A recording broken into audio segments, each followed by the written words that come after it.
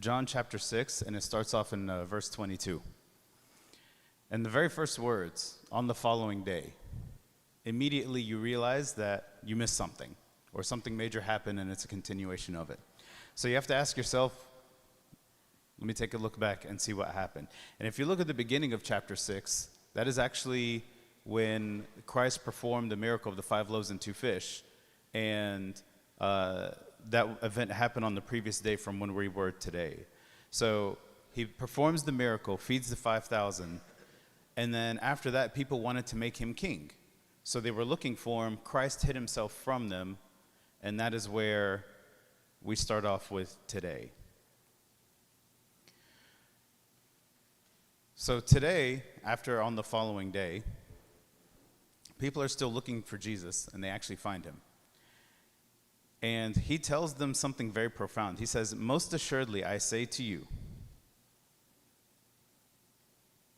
most assuredly, I say to you, you seek me, not because you saw the signs, but because you ate the loaves and were filled."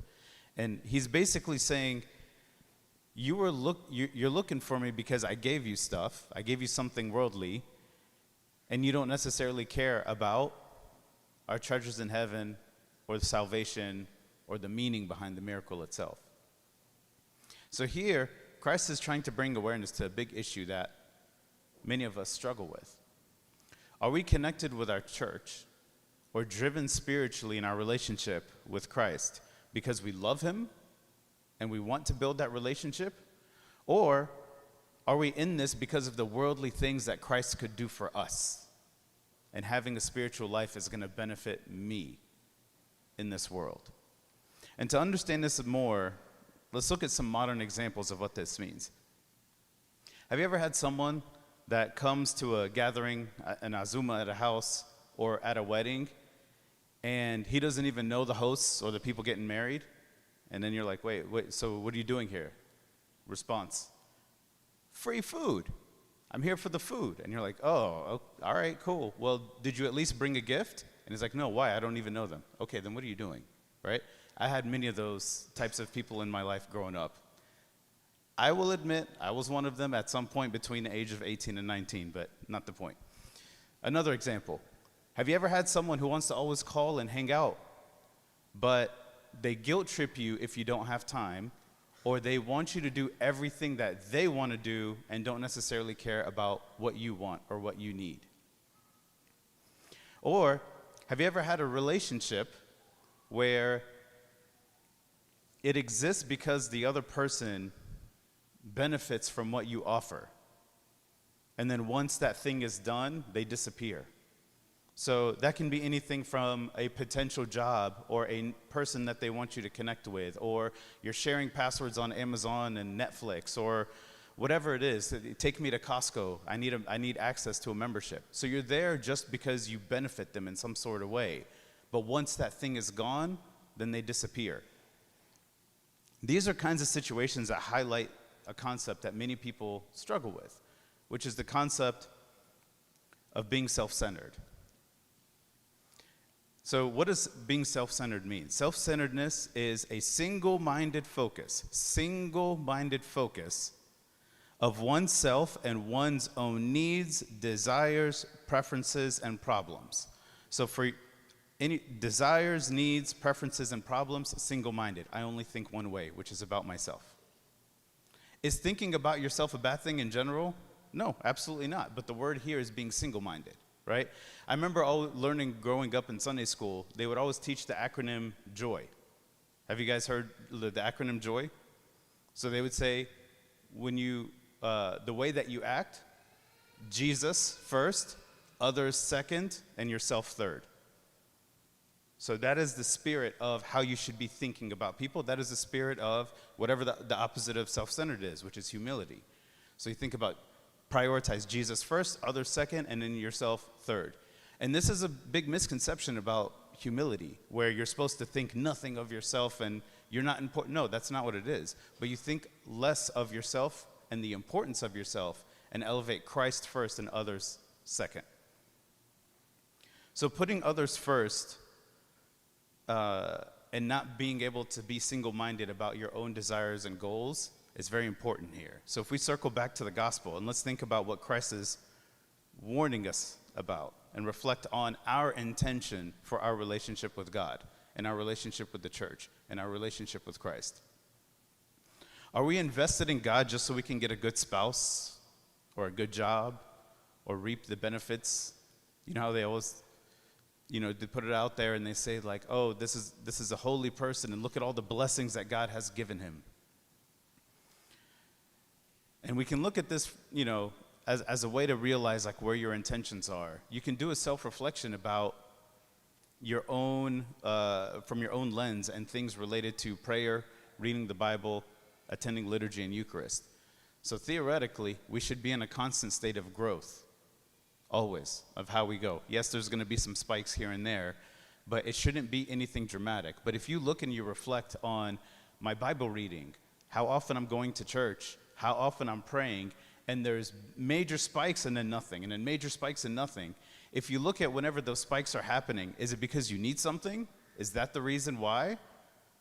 Are you going through a hard time and that's the reason why? Or you really want to get something out of a new job or whatever and that's why, and then it disappears? This is something for us to reflect on and understand. Again, we're supposed to be constantly growing and constantly increasing in our prayer life, in our liturgical, in our confession, repentance, things like that. It should be a static growth. And that is what our ultimate goal is while we're here on our journey on our earth. So Christ wishes for those who were filled by the miracle of the 5 loaves and 2 fish, they would stop thinking about themselves and the world and the worldly gains and focus more on the food which endures to everlasting life, which the Son of Man will give you. That is the last part that Christ said. He says, the food which endures everlasting life, which the Son of Man will give you. So he calls this out directly and bluntly, hoping that everyone there will be able to reset their focus and intention. Now, I want to switch gears a little bit. We have a Maudoa happening here at St. Anthony, right? What just happened a couple weeks ago? We had a major event. And for many years, we've all been saying and asking, we need another priest. We need another priest. Church is getting crowded. There's a lot of people. It's a lot on Abuna de Wood. There's too much going on. So we go from having an idea of something to it actually finally happening 2 weeks ago. I got to say, by the way, everyone that worked the khidmah, for that event that day, it was a very beautiful, well-organized event. Honestly, thank God. It was one of the best things that I've ever attended. And to all those that served and did everything, Yani, thank you. It was fantastic. But we need to be aware and very intentional and learn from today's gospel, okay? Abuna, Jonathan, and Tasoni were called. They're following God's will, and they left everything behind them to serve his church and his people. So these are people who are fairly new in their newlywed, fairly new in their careers, young professionals, and they gave up everything that they had planned to sacrifice for the church and for the people, to do the Lord's work. So when he gets back, we have to remember this and put him first and show appreciation for what he's doing. So the thing that we have to be aware of, and I see this a lot of time whenever someone goes into a new position, not calling a Abuna Jonathan position, but I'm thinking about work in other places. And the first thing they do day one, hey, welcome, we're glad to have you. Here's the to-do list, go. And it's a very overwhelming thing. We have to remember in this situation with Abuna what he has given up for us and to serve this church and his people. And it's not an easy time either. It's a very high emotional season. It's a very high emotional, very spiritual, groaning situation to be able to transition from being a layman to serving and dedicating your life as a priest moving forward. So we need to follow Christ's example as he washed the feet of his disciples and see what we can do to help Abuna when he comes. Abuna, how can I help you? What can I do to help you, as you're getting settled in the new thing? Tasoni, what can I do to be able to help you as you guys are transitioning? Do you need me to help me move old clothes that you don't need anymore? I can go run a donation. Hey, your new office, can I help you get settled? Whatever. Do you want me to paint your car black so it matches the gelabay? Whatever it is, right? We just need to be able to show that spirit of of appreciation and joy for the sacrifice that he has given. We need to always remember also the role of the priest. And we have the most beautiful example here. I don't know if you guys ever come and reflect on this, but I highly recommend whenever you come, after church or whatnot, you look at this beauty that we have here.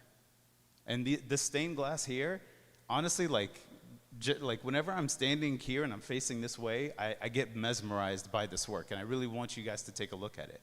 But here, the 7 sacraments, and you see the journey of the priesthood from one to another. This is the role of the priest. This is the role of what Abuna is called to do. He is here to administer the sacraments. He is here to take care of his flock. He's here to be able to care about the souls and the salvation of each and every one of us in this church. That's his mission. That's why he has been called. So we need to keep this in front of our minds, because I know growing up personally, I have seen many priests, the ones that I've interacted with growing up, the congregation, unfortunately, they never respected their boundaries, and they never, expected that they're allowed to have boundaries. So they would end up using the priest in the most random things ever. And honest to God, I crack up, when these things happen, oh, you, parents talking to their kids, oh, you're going to be an arts major? طيب هنكلم أبونا وهيشوف هيقول إيه. Or, my kid got a C. جبت C. طيب هنشوف أبونا هيقول إيه على الموضوع دي. What is it? What? Why? What does he have to do with any of that? أبونا معلش الtaxes it didn't come out correctly. Do you mind taking a look for me? Why?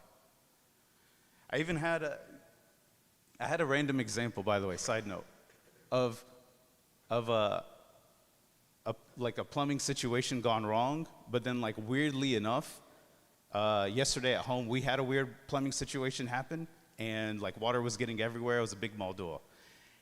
Was I on the phone talking to Abuna during this time?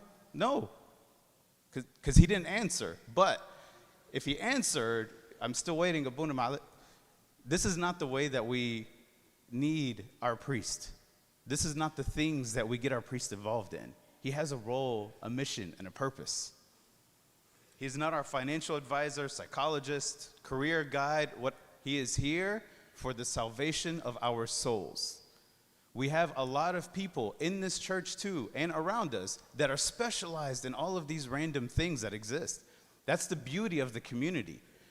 We have people that have studied taxes and all this stuff. We have people who have gone to FMP and gotten degrees in family psychology.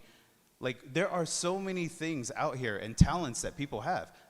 We use each other for these things. Not use, but that's how we serve one another, right? But we have to remember the role of the priest. This is his mission, and our salvation, that's his goal. So Abuna is here to guide us to that everlasting life. And we need to remember also too, take an example of Moses and the children of Israel. Moses came freed on behalf of the Lord, walked them through the Red Sea, miracle after miracle. And what happened the whole time? Complaining. Yeah, we were better off in Egypt. What are we doing? Right? They saw the miracles. They tasted of the man. They did all of these things. And it was a constant what's happening here, Moses? Why? And then the complaining and the complaining. I imagine if Moses was a modern day thing, he would always have a really big cup of coffee, a really big headache medicine, and it would always start with, fi'e, right? We have to be aware of the way that we look at the purpose of this role and the vision of the role. So next month, let us do what St. Anthony does best, which is, and I've felt this since the day that I moved here. This church is filled with so much love and so much care and so much welcomeness whenever someone comes or someone's new or someone's getting involved. This church it's so loving. Like my wife and I, when we came, it's been a very special thing, and I've seen it with so many other peoples. So again, we want to be able to bring that same type of spirit for him in his new role and his transition. So yes, the priest serves us out of his love for Christ and the love of his flock, but just because a priest is a servant doesn't mean that he's not allowed to have boundaries, okay? Most assuredly, I say to you, you seek me because you saw the signs. But most assuredly, I say to you, seek me not because you saw the signs, but because you ate of the loaves and were filled. Do not labor for the food which perishes, but for the food which endures to everlasting life, which the Son of Man will give you, because God the Father has set his seal on him. Happy Super Bowl Sunday. I hope you guys have an amazing day. Please continue to be the awesome people that each one of you are. And when Abuna comes, we're going to be the best and opening and welcoming people and congregation that there is. Glory be to God forever. Amen.